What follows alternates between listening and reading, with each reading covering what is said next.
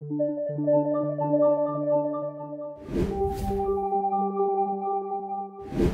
nombre es Jesús Farías, soy diputado de la Asamblea Nacional y miembro de la Dirección Nacional del Partido Socialista Unido de Venezuela.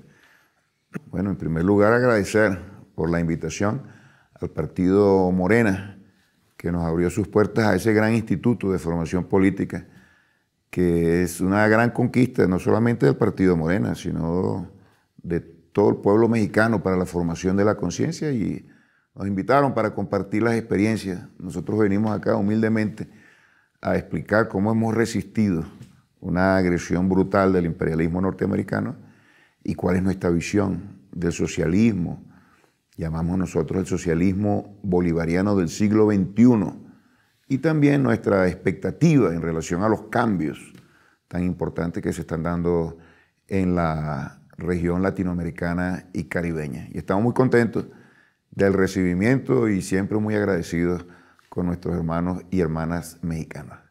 En primer lugar, decir que este proyecto surge en medio de una crisis internacional mundial de este modelo, el modelo socialista que existió en Europa, modelo soviético de Europa del Este, que algunos lo llaman así, acaba de derrumbarse, y cuando muchos ya habían lanzado las banderas del socialismo, las habían arriado, nosotros las asumimos con mucha fuerza con un gran líder, que fue el comandante Chávez. Entonces este socialismo tiene muchos elementos del socialismo clásico, el mismo que creó Carlos Marx con Federico Engels y que desarrolló Lenin, pero también tiene cosas y elementos y aspectos novedosos, muy relacionados con nuestra historia, con nuestras raíces históricas, el pensamiento del libertador Simón Bolívar y la visión de la revolución en un mundo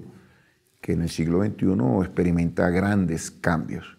El comandante Chávez lo definió como la fusión del bolivarianismo y su visión de independencia, de repúblicas independientes al servicio de la gente, el cristianismo con su enorme sensibilidad social. Me refiero al cristianismo originario, no el que practican las grandes élites de la iglesia, y el socialismo como sistema de justicia, de participación de las masas populares, de ejercicio del poder a través del pueblo, de protagonismo popular en lo político, en lo económico, en lo social, y por supuesto el tema de la ética, una ética de altísima moral, de valores fundamentados por la cooperación, la solidaridad.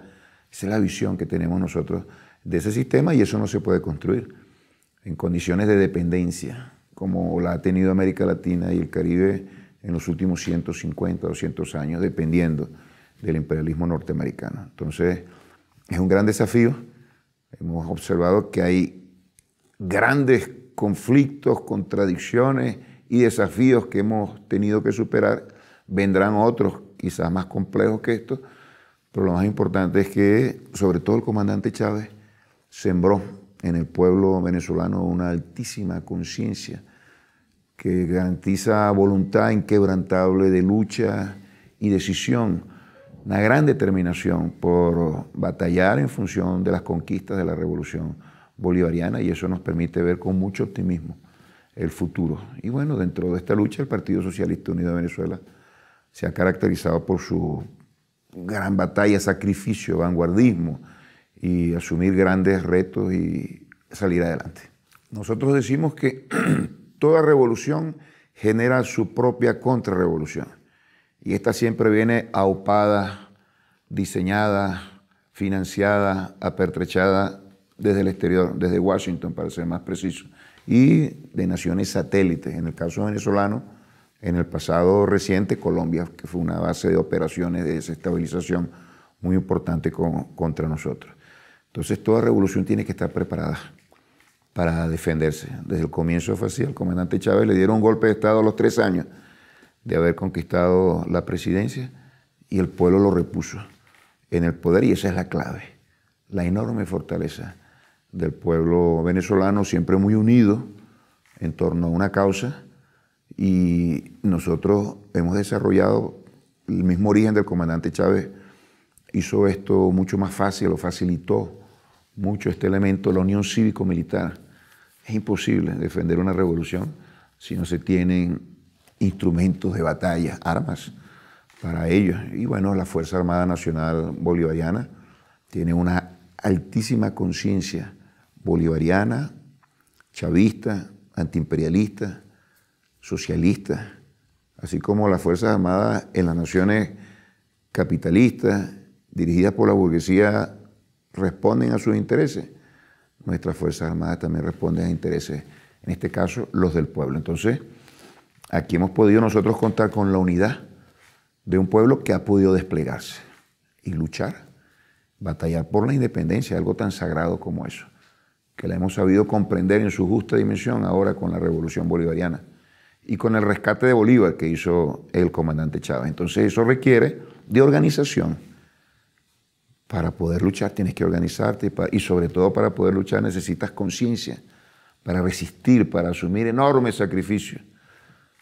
Quizás más adelante vamos a hablar, pero lo que hemos transitado nosotros 4 o 5 años han sido gigantescos sacrificios materiales y sociales producto de un bloqueo brutal contra nuestro pueblo. ¿Y quién le ha dado eso al pueblo venezolano? Tanto la organización como la conciencia. El Partido Socialista Unido de Venezuela, una gran vanguardia, que tenemos problemas en proceso de construcción.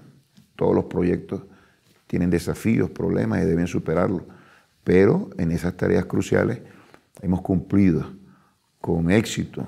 Algunos dicen que con excelencia, yo diría que con éxito, esa tarea. Resistir significa el pueblo en la calle, deteniendo cualquier intento de violencia y terrorismo callejero que han organizado fuerzas políticas subordinadas a los Estados Unidos, como en el pasado.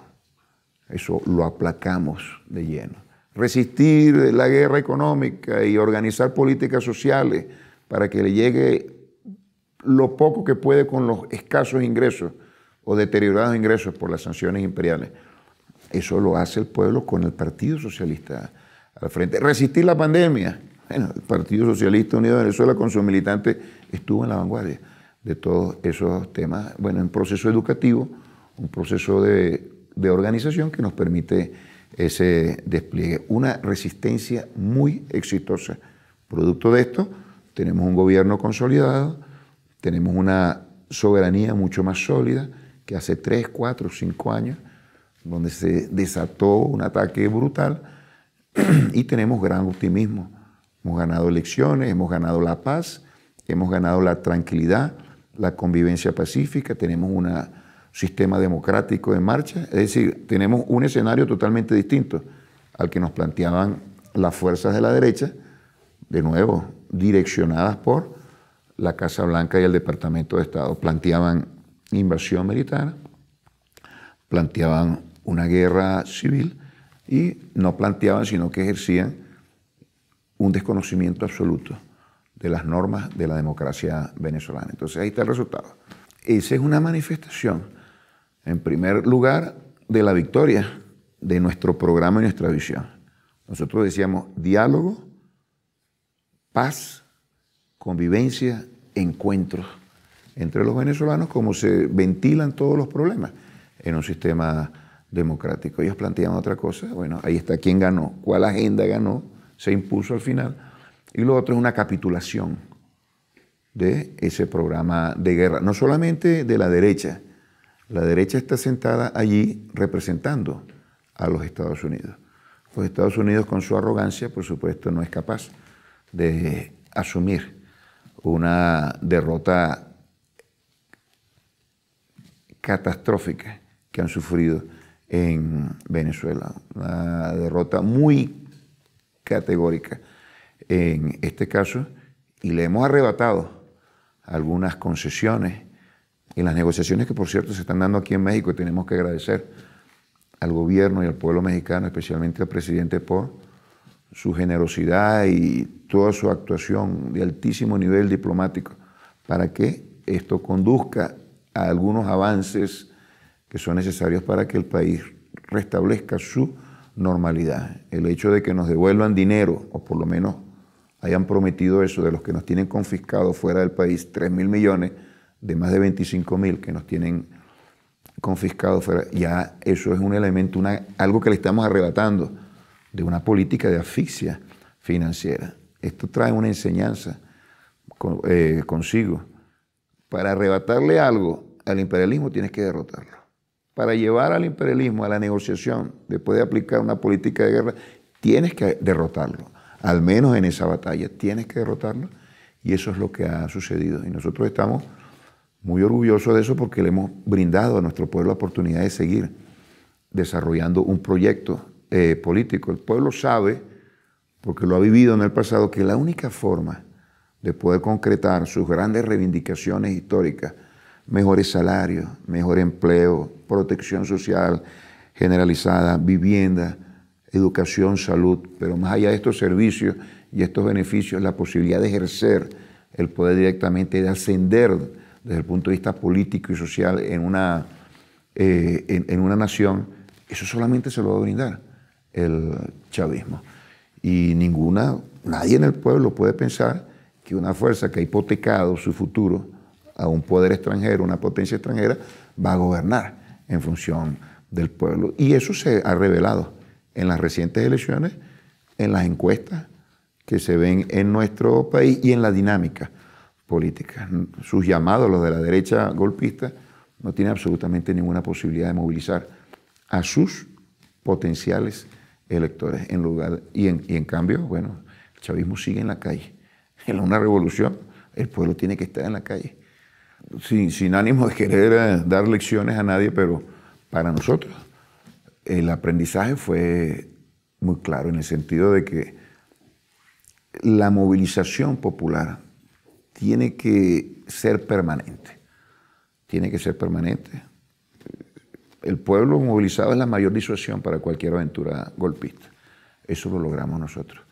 Y lo logramos porque el pueblo realmente se asume como sujeto de un proyecto. Cuando no hay eso, sino que el proyecto político se convierte en una forma de gobierno, solo en una forma de gobierno, no lo vamos a criticar. Yo creo que eso también tiene sus aspectos positivos, pero siempre se corre el riesgo de que cuando se va mucho más allá o se excede ante los límites que establece de manera arrogante el imperialismo yanqui, entonces enseguida viene el zarpazo, viene la reacción, viene el chantaje, viene el tutelaje, y es difícil resistirse a eso cuando no se tiene una fuerza de esa naturaleza. Y bueno, lo otro es que las Fuerzas Armadas y las fuerzas policiales pueden decidir cualquier tipo de proyecto en una coyuntura muy difícil, en una contingencia muy complicada.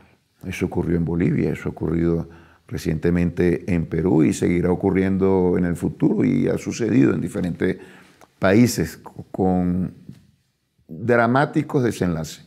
Tú tienes que tener una Fuerza Armada realmente institucional, que defienda al pueblo, que defienda la soberanía y que defienda las leyes, y no a unas élites, y que no se deje chantajear o influenciar por los poderes imperiales. Esos dos elementos son básicos, y así como los gobiernos de derecha y en un sistema burgués ejercen su hegemonía, su poder prácticamente absoluto, bueno, un gobierno popular, un gobierno que aspira a la independencia de la nación, tiene que tener también una hegemonía, y no para oprimir a nadie en particular, que sí hacen ellos con su hegemonía, sino precisamente para defender lo que se ha conquistado. Entonces yo creo que por ahí van las cosas. Estar en capacidad de defenderse, y se puede definir eso en términos generales, estar en capacidad de defenderse, y eso se traduce en esas cosas. Y el elemento fundamental está acá,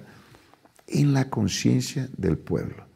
Eso es lo que te da convicción, eso es lo que te da ánimo, eso es lo que te da motivación. Ese es el motor que enciende, que enciende un gran movimiento en búsqueda de sus objetivos.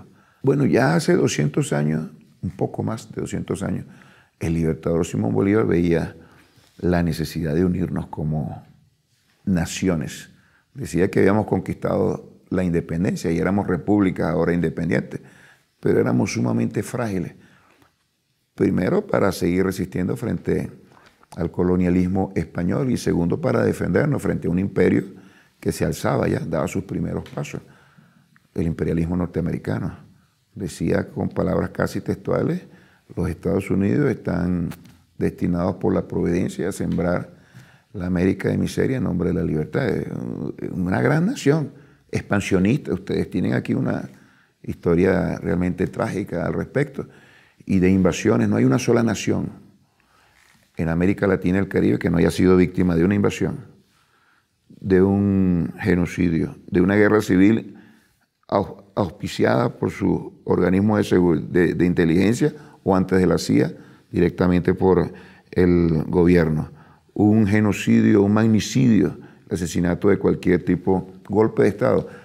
Esa es la agenda de ellos, su patio trasero. Nunca le han dedicado el interés que le han dedicado al Medio Oriente, Europa, etc., pero lo asumen como su patio trasero y así nos han tratado. La única manera de que como naciones podamos desarrollar nuestros proyectos, en este caso proyectos populares, es uniéndonos. Si nosotros vemos la Europa con todas sus instituciones y todas sus fortalezas, se han unido en un mundo globalizado, es mucho más urgente que en cualquier otro momento para poder avanzar.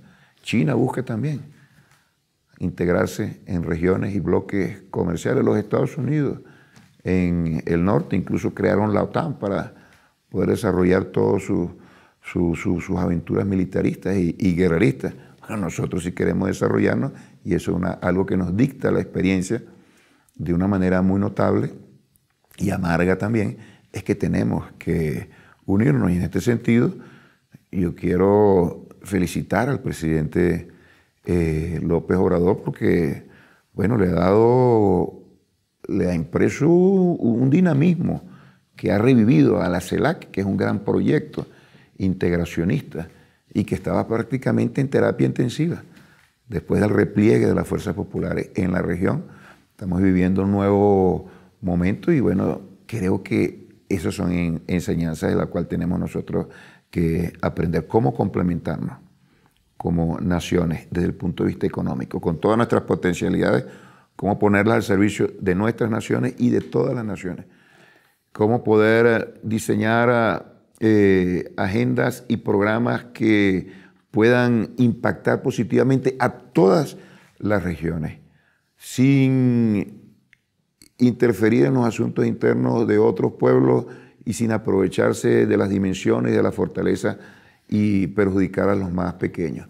¿Cómo podemos nosotros construir un ente político que en el contexto internacional haga valer los intereses propios de nuestra región?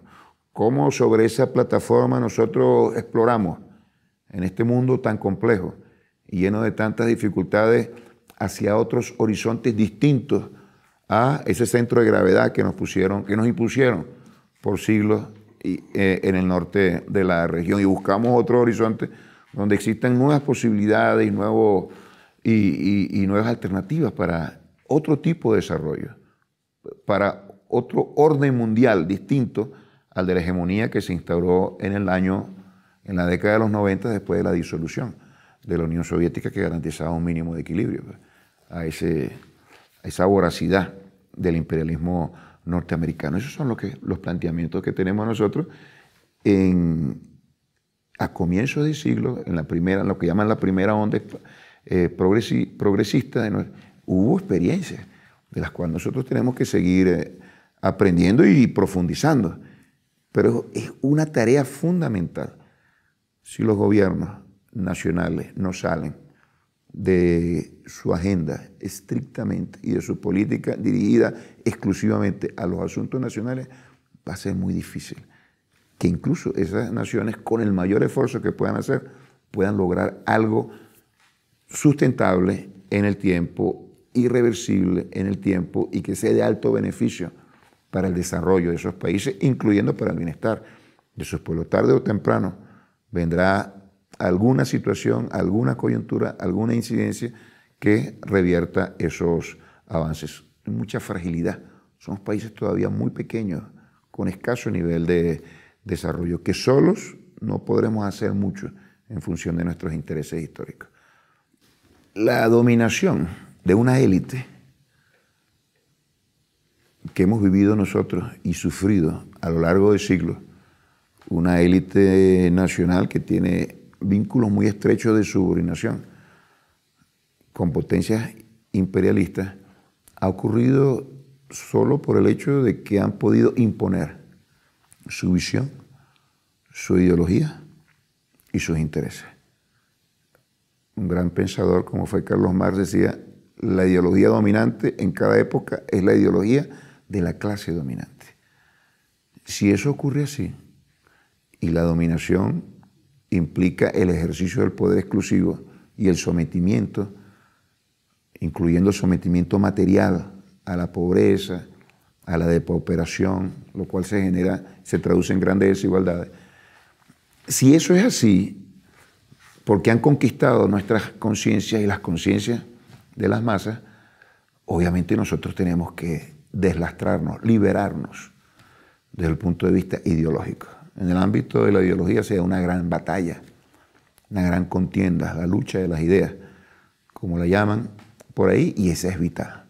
Ese es el punto estratégico más importante, más significativo. No es lo único, obviamente, no podemos concentrarnos en eso exclusivamente, pero tenemos que dedicarle buena parte de nuestras fortalezas y tiempo a eso. Ese planteamiento de López Obrador es absolutamente válido para todas las naciones. No podremos nosotros avanzar en lo que queremos, pues.